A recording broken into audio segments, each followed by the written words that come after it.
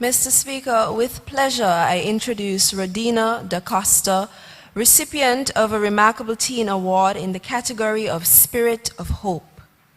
Inspiration personified is the impression that Roddena DeCosta exudes. DeCosta has had an early brush with the harsh realities of life and understands the ebb and flow of the real world all too well. A teen mother at 17, the now 19-year-old maintains that the love she has grown to experience with her daughter gives her the strength to endure much, and she has developed a fortitude that allows her to stand against the tides of motherhood. Sobering is her testimony that God is to be praised amidst it all. On account of her pregnancy, Roddena was not allowed to go to school. The strained relationship with her mother resulted in DeCosta having to turn to employment in an effort to satisfy her circumstances. Roddena has a message of abstinence and courage to young people. Despite the fact that her plan to return to school did not materialize, she is still steadfast and committed to improving her qualifications as a way to advancement. Currently, Roddena is pursuing English and chemistry after work at the CSEC level. DeCosta's plans include becoming a motivational speaker and the best mother that she could be for her daughter. May it please you, Mr. Speaker.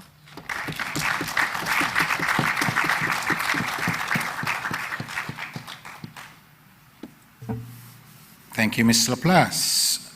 The Honorable Jonel Powell will present.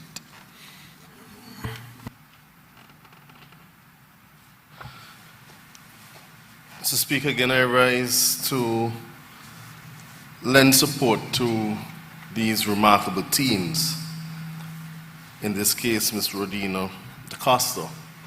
And Mr. Speaker, as we're here this evening recognizing 25 remarkable teens, perhaps sometimes we forget that teenagers are forced to deal with adult situations and they're faced with adult responsibilities.